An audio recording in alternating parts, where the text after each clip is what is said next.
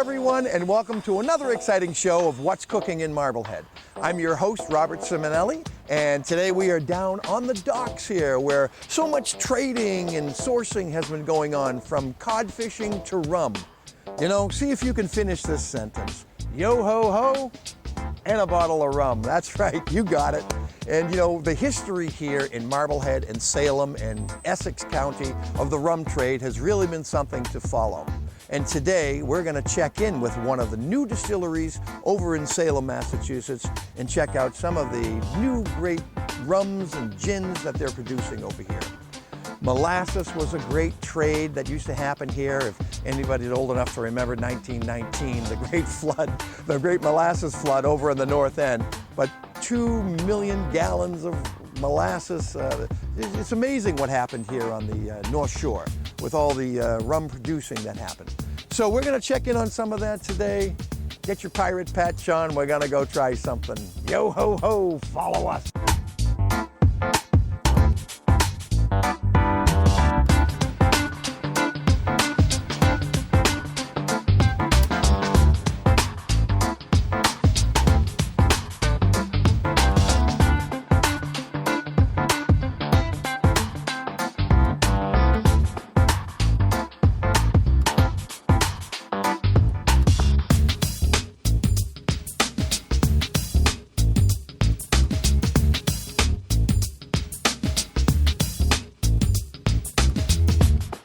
Made our way over here to Salem. Shh, don't tell anyone. It's What's Cooking in Salem right now. I'm joined here by Ian Hunter, one of the owners of Deacon Giles. Nice to see you, Robert. Wow, huh? What a fabulous looking facility you have here. Thank you very much. We put a lot of work into it, and it was almost a year build out to get the plant up and operational and open the tour room, but we managed to finally pull it off. October 30th, we opened the doors. It was October 30th, right before Halloween. Right before Halloween. That was our goal. Our goal was we had to be open in October, and we just barely pulled it off. By one day they made it. Now I know a little backstory on this. Now, apparently, some years ago, this was a church or something, or was there some? You know, the building itself. We're one of 4 tenants in here, and it used to be the headquarters of Salem Glass. Right. And this space was somewhat vacant for a good period of time. Given the history of Deacon Giles and the story behind it, we really wanted to kind of play on that theme. There was a woodcut, a frontispiece that accompanied the original printing back in 1835. We managed to find a copy of it. On the rum, we actually used a small piece of that larger piece of artwork. We have it on the wall over here as well. It's the demon, he's making New England rum, and it's right out of the story. We like that concept so much that we actually, for our original gin, we hired an artist to create an Adam and Eve portrait for us. The story of Deacon Giles comes right out of Salem history, and it's all about this impious rum-making deacon. He paid his workers in liquor and sold Bibles from his counting room. Right. And, inadvertently hired a gang of demons to operate his still, and they played a trick on him by branding the barrels with messages of damnation that glowed with an unholy light. And they were. This was actually written in 1835 as a temperance tract. So right. we kind of like the irreverence of naming our distillery after a temperance movement. There was a guy, Cheevers, I think, or something, that kind of had some libel suit against him. Yeah. He was. So this firebrand minister George Cheever wrote this temperance tract all about the evils of alcohol, and it was clear that it was a thinly veiled lambasting of a popular local deacon, Unitarian deacon here in Salem, named John Stone, who owned a rum distillery on what's now Front in Washington. So it comes right out of Salem history and really kind of speaks to, we think, what Salem was and is. You know, Yeah. We've always got this balance of the righteous and the occult and good and evil and etc. It's all in the demon rum. That's right. That's right. Which we drink lots of. Was he tarred and feathered eventually, or something? You know, he was covered in molasses, maybe, or something. That would have been probably a more fitting. He was sued for libel. He was the foreman of the distillery. Beat him in the streets, and he was eventually driven out of Salem. He went on to be a leader in both the temperance and the abolitionist movements. He moved to New York and kind of carried on his message. Amazing history behind all this. But I can tell you, with all that kind of craziness going on behind, I know that this rum is very smooth. Yes. I mean, I've tasted this stuff, and I'm amazed at the flavors that are in that. And it's all made right here. Right here. We start to finish. We like to say molasses to glass in Salem, Mass. So yeah, it starts. We really tried to playing on the history of rum that from New England. You know. Back in the Deacon's day, there were 7 rum distilleries operating in Salem alone, more than 70 in Massachusetts. Wow. So we've really tried to recreate what a New England style rum would have been like from that day. So we started with 100% molasses. We use a blend of fancy and blackstrap. So you get a nice balance of the sweet along with the richer, robust mineral characters of the blackstrap. Well, I know we're going to check in with Jesse just a little bit later on, and we're actually going to see some of the molasses in the tank. Yep, absolutely. We'll dump some in and see the start of the process. This is just the 2 products right here. This is the rum. Just telling you, sweet, beautiful, standalone. Yes. Right. Sip it away. It's a little different than what most people expect from a white rum, and that really comes from the fact that we're basing it on 100% molasses. So it's. In addition to getting a little more character than, say, a cane sugar based rum, it also the molasses helps to kind of tone down a little bit of the heat. Yeah, peppery kind of thing. Yeah, that's tremendous. And I must also say that I'm a gin drinker, and I remember when I first met these gentlemen here, and I wasn't having a martini because it was too early in the day, but I was interested in sampling this, and I tried this. And smooth. That's all I can say. Smooth, and the flavor came out in my mouth. Thank you. We've worked hard to make it so. I appreciate the comment. That's the gin is pretty unique as well. It's an Old Tom style gin, which is different than what most people know of nowadays as a gin. Most modern gins are London Dry, which is I liken to a juniper flavored vodka. It's distilled to a very high proof, 95% plus. And then the juniper and botanicals are added to that. This is a little older style. It's actually kind of the bridge between the original Dutch Genever and the modern London Dry. It's not distilled to as high proof. We distill to about 85% alcohol. And then, along with the juniper, we balance that out with 7 other botanicals, everything from coriander and cardamom to rose hips and mace. So it's a pretty interesting profile.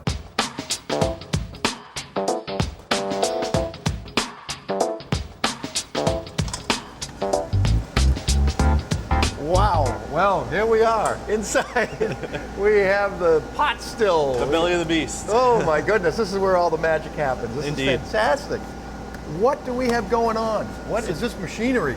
So this is our still, and today we're using it, actually we're just using the pot to mix up rum wash, which is about 200 gallons of molasses and 800 gallons of water all mixed into one. Wow. And it's heated, so we're using that to make sure we heat up the water to dissolve the sticky sweet molasses into. Right. Make it a little more fluid, otherwise it's a little too thick to use. So. Yeah. All right, it's time to get dirty, is it? Yes, indeed. Yeah, let's see. Up on the platform we go. Woo. So right now I got water, it's about 170 degrees, nice and hot and steamy. We're looking at getting some molasses over here. We got a couple of different types, I understand. We do, yeah. So our yellow buckets, this is a fancy baking grade. We use this because it's got a really good sugar content. Yeah. And the yeast eat the sugar to make the alcohol for us. Let's try that. And in the orange buckets, those are our blackstrap molasses, which is where a lot of the characteristics in our rum comes from. Yeah, so now the different types of molasses, I mean, when they're using sugar cane, right, and they press it first, it's cane syrup, right? Yep. And then we get into the second press is molasses, and then... Yeah, the second, first they press it and they get the cane syrup, exactly. Yeah. And then the second pressing is where they either turn it into molasses, and the other product is table sugar. Yeah, sugar, right? So the molasses is a byproduct. A lot of times you get like the brown sugars. Yeah. Those still have a little bit of molasses left in them. Yeah. That's where you get the color. Flavor, yeah. The extra flavor, yeah. But the black strap is that's the premier molasses, right? In the rum world it is. Yeah. In the rest of the world it's the bottom of the barrel. Right, right. But we take that and we make a great spirit out of it, is what's happening, yeah. Boy, it's sweet, smells great here. How did you get interested in in distilling rum? How was that your passion? I started with beer. Beer was my passion in college. Yeah. I got into craft beer, I was home brewing as well at the time. And then graduated college, wasn't ready to go to grad school. Yep. And so I decided to look into what it would take to be a professional brewer. I went back to school, got a degree in professional brewing, and then landed a job right out of the gates. And that was about 9 years ago. Now I'm looking at this molasses right here. I mean, I'm tasting that. Full of flavor. Wow. Yeah, it's pretty delicious stuff. Strong. It's like candy. Yeah. Holy moly. No wonder why I like rum. Well, all right, so now we're going to drop this one in there. Yep, we'll throw this one in. You want to do it? You get your, you want me to pour one in there? Yeah, all right. maybe. I'll get that bad boy in there. Holy cow. Just pour away? Yeah, just pour it right in. Woo! Getting splashed there. It's a candy. Yeah, it is a little warm up here, but that's good. You get a little steam while you're doing this too. It's good for the face. Look at that. Opens up the pores. Look at that. Oh, that's awesome. Man, oh man. This is going to be the special Robert batch here? I don't know. Super stuff. Ooh, Robert's rum. Boy, thick as tar. Look at that stuff. Man, it smells beautiful already. So that's good. So, and you're from the area, right? Yes, I live in Salem. Yeah? Did you grow up here? I did not grow up here. I grew up in New Hampshire. In New Hampshire, yeah. My parents were from Massachusetts, and they moved out of Mass to raise me, and then I moved back here as soon as I could. Super, yeah. Well, you came to the kind of one of the rum capitals over here, right? Yeah, In I mean, Salem Salem and historically has been, Yeah. New England as a whole was always been the rum capital of the U.S. In 1835, there were 7 working distilleries in Salem alone. Yeah. And I think there were close to 50 in the state of Massachusetts at that time. Wow. Yeah. Just bringing all this stuff up and peaking. The molasses actually ended up here because it was a byproduct of the sugar industry. Yep, coming up from the Caribbean. Coming up from the Caribbean. Yep. People didn't know what to do with it. Sugar was too expensive to ferment at that point. So they found the molasses. Nice, thick, and syrupy. And then they said, what the heck are we going to do with it? Yeah. And someone figured out, hey, it ferments pretty well. Yeah. All right. Putting a couple of more of these in there. What's the water temperature here, you said? It's about 170 degrees. 170? Okay, guys, I just got scalded. I want to make sure I'm not going to have permanent damage here. Yeah. And we're going to, this all goes in here, and how long does this stay in the tank here to macerate? So in this vessel, we're only in here for about 20 or 30 minutes. Sole purpose here is just to get the molasses to dissolve. From there we cool it down, it goes into the fermenter where we add the yeast. The yeast takes about 4 or 5 days to do its fermentation thing. Turn all the sugar that's available into alcohol for us. So you add that, it cuts through here. Which direction does it go in here? Actually heads towards the back of the building. Boy, a nice clean facility, obviously, you have to have, right? You got to keep things pretty sanitary. Yeah. You don't want any other bugs, wild bugs competing with your house yeast. That's a little extra flavor sometimes, though, right? You don't want to do this on the open sunshine. How many tanks you have here? How many fermenters? So we have 2 fermenters. Yeah. Basically right now, 1 for gin and 1 for rum. We have 2 other vessels over there on the other side. One is a mash lauter tun. That's for converting the grains into a wash to make the gin. The other one's a giant hot water heater for us. It's all steam powered. And of course we've got the still. And this is actually a pretty unique still. It's a hybrid design. So we can run it as a pot still, we can run it as a whiskey still, or we can run it as a gin still. Oh, that's right. Yep. Yeah. Oh, yeah, I know what I wanted to ask you. Now, I mean, you have the stuff that's left over. You kind of recycle that a little bit, right? We do, yeah. I was reading something about that.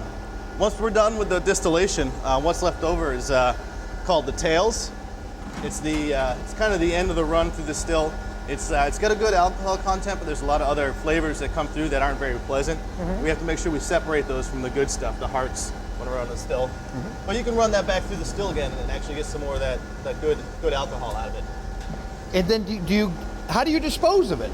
Do you give it away? Is it feed or something later on? Or? In the case of with our gin, since we're using all grains, We actually collect the spent grains when we're done, and they get shipped off to Essex County Agricultural School. Oh, Essex Tech. yeah. Yep. They feed it to their sheep and their goats. That might make some interesting sheep milk, I think. A little extra kick in there. Yeah. I'm going to look for that now. Yeah. Deacon Giles sheep milk cheese. It's a new business for you. All right, well, I'm making my way through some of these molasses things here. Holy cow. Boy, they really pack these. Yeah, you don't want that spilling on anything, that's for sure. Yeah, you will be definitely tarred and feathered with that. Get another one going there. I see Ian is over there actually washing these out, right? Getting the last of the molasses out of the barrels over there. Yeah, making sure we get every tasty drop. Yeah. And this molasses comes from? It comes from Baltimore, from Baltimore? the Domino Sugar plant in Baltimore. Domino? Domino Sugar. Yeah, okay. Yeah. Little sugar It gets sent up to a distributor in Woburn, Mass. And they bring it over to us whenever we call and ask for it. All right. What else? Your family? Anybody else in the family involved in the business with you too? Any? Or did they just leave you on your own? And my wife had no choice. So. She's amazingly supportive and incredibly tired right now. We've got a 6-month-old at home, and needless to say, I'm probably not at home as much as I should be to help out. But wow, she gets it. She understands. You have 2 babies. You have the working baby right here, right? Trying Exactly. to nurture this together, and then the child at home. Well, it seems like you have a good balance between the 2 of them. That's for sure. We try and take at least one day a week off so we can spend time with the family. Yeah. All right, we're making our way through these barrels. Got a couple more to go. Oh, James, I need my cameraman to help me over here. Huh? He's got the easy job, just carrying the camera now. Huh? It's a labor of love. What do you want to do? Talk about the smell and everything. You know, they can't smell it, but maybe you can kind of give a play-by-play about what it's like in here. Yep. Okay. Yep. Yeah, so the, with the molasses going in there and everything, I'm getting this, a great sweet smell. I'm getting a little, I don't want to say bitter, but I don't know. A little bit like a burnt sugar burnt, smell. Yeah. The blackstrap has a lot of characteristic because it is the bottom of the barrel. Yeah. With burnt sugars. And then, this stuff, the fancy baking grade stuff, just to me smells like a molasses cookie. I know we're finishing off putting the molasses in right now, and so the next process, what will we do after this? So we'll take what's going to be called the molasses wash at this point. Once we've got all the molasses in, we're going to send it over to the fermentation cellar to one of our tanks. Yeah. We're going to cool it down en route from about 170 degrees to 80 or 90 degrees. Then we're going to add yeast in. And the yeast is going to go to town, eat all that sugar, convert it into alcohol for us. And the reason we cool it down is above about 90 degrees, you actually cook the yeast before they get a chance to do their fermentation. Oh, yeah. And then you just end up with molasses wash again. Yeah. No alcohol. So it's so once this goes, now we're cooling it, now it's going to come up here. So this, Punch all through here. kind More or of. less. Yeah. Once the fermentation's done, we'll bring it back over here to the still. And that's where we're going to use the rest of these columns and pipes. And we're going to basically concentrate the alcohol that the yeast produced into rum, using all the piping and distillation. Fabulous stuff. Well, looks like all our molasses in there at this moment. It's not splashing as much right now. And we thicken it up a little bit. It got me. It got me earlier. Boy, that is one huge tank of candy. Look at that. Oh. That's, right. Oh my goodness. Yeah, that's Very, very nice. Yeah. It's not too pungent though. It just has a great aroma. It's like a concentrated cookie. Right there. Concentrated molasses cookie.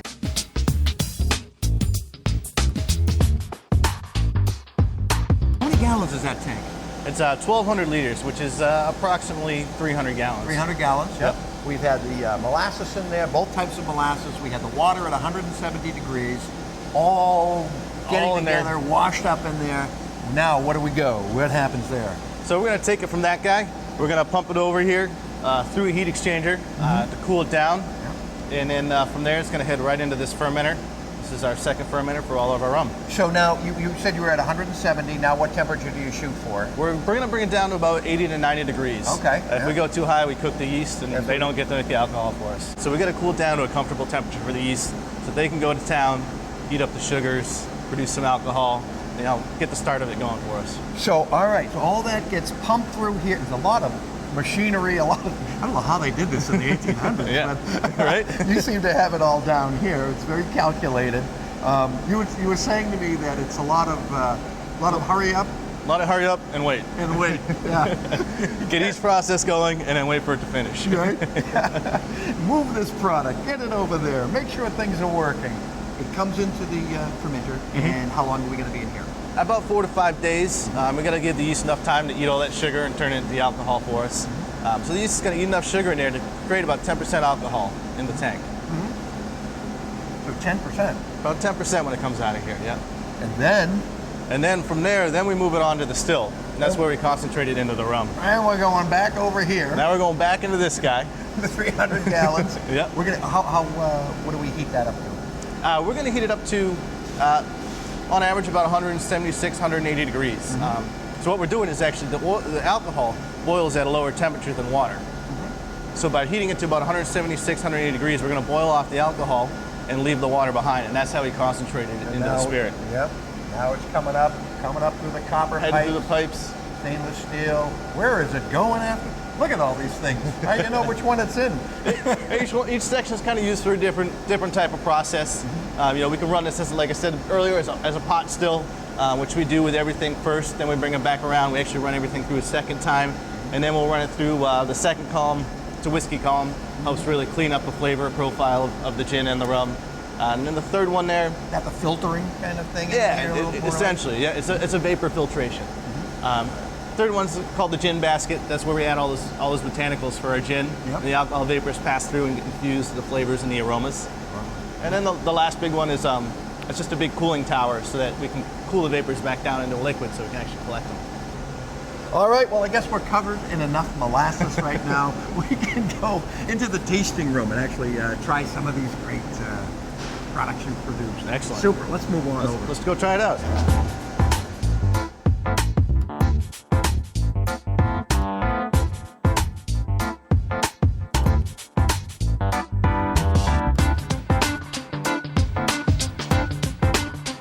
I'm hoping you enjoyed the tour back there of the Deacon Giles Distillery here in Salem, and in seeing how all these wonderful alcohols and spirits are made. And you too can come down here and try them for yourself. You can have a little taste. Ian is back with us over here. He's going to pour me a little bit of the rum right now. You said that you have seen more people than you expected down here. We have, we've seen probably around 75 people a weekend since we've opened, which is great. We love, obviously, we love talking about our story and sharing our spirits with people. So, it's been a great turnaround so far, and we certainly look forward to having more people come and visit. Certainly, and also we've talked a lot about the rum. We saw how that was made. They also do the gin, and here in front of me are the 8 botanicals, right? That are going in. You give us a little uptake on those? Absolutely. So, and these we kind of arrange these in the order that you'll taste them. Obviously, the first one is juniper. It's a gin, so juniper forward by definition.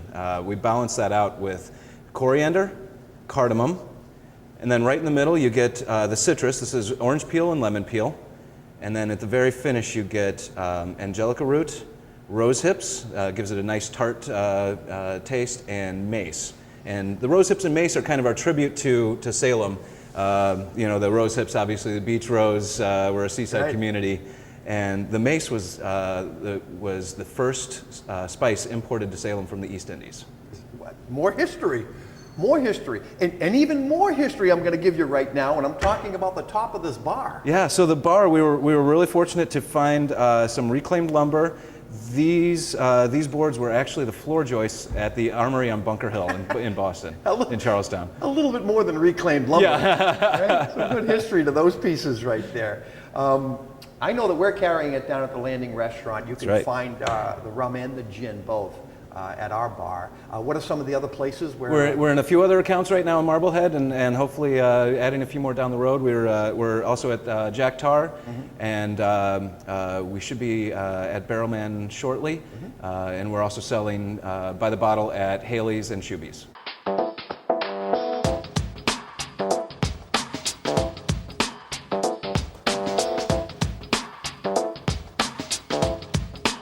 Well, what a great segment that was over there at Deacon Giles Distillery. And, you know, being called a rummy, not such a bad thing nowadays. But we're here, we're about to go inside into the landing. Chef Steve makes his award-winning clam chowder, but he's going to show you how to make his soon-to-be famous lobster mac and cheese, which I know James loves very much, our cameraman. We're going to make our famous lobster mac and cheese that we serve here at the landing. What we'll do is we'll start with a hot pan, just add a little bit of oil, let that get a little hot, and then we'll start it with a little bit of shallots, which is, it's in the onion family. If you don't have shallots, don't worry, you can just use some fine diced white onion. So we'll saute that a little bit just to get the flavor of the shallots into the oil. Then we'll season with a little bit of salt. I always like to season the oil first, and then that brings the flavors throughout the whole dish. Then we'll deglaze with just a touch of white wine.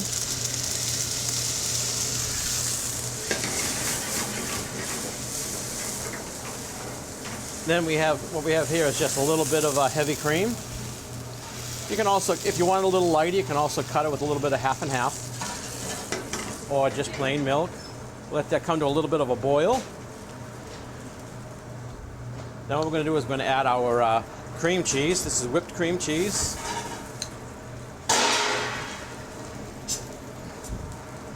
Just let that break that down a little bit.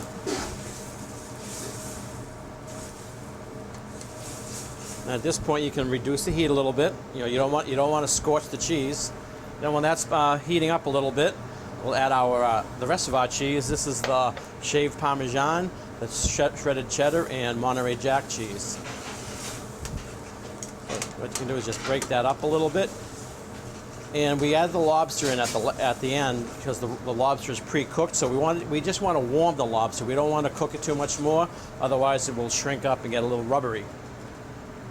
So while that's going like that,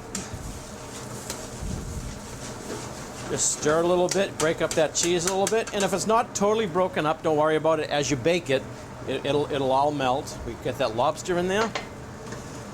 We bathe it in the sauce like that. Move it around a little bit. Then what we'll do is we'll add our pasta. I have cavatelli pasta here. You can any kind of like small shell pasta or rigatoni, any pasta you have on hand. Doesn't matter. This is just what we use here. It's nice to have something that's kind of like hollow because it really soaks up the sauce, so it gets nice and gooey like we all like it. We'll put it right into the casserole. Just like that. Let it fall right in. Then we'll take a little bit of our seasoned cracker crumbs. You can use any kind of cracker crumbs, any kind of seasoned cracker crumbs or plain cracker crumbs. Then when it's like this, then we take it, we'll put it in the oven, and we'll bake it for about 5 minutes. We've had the mac and cheese in the oven for about 5 minutes now, and then we'll take it out, and you'll see how it's nice and bubbly and crispy on the top, and nice and hot and creamy on the inside. And what we'll do is it's ready to eat. And this is our famous lobster mac and cheese that we serve at the landing.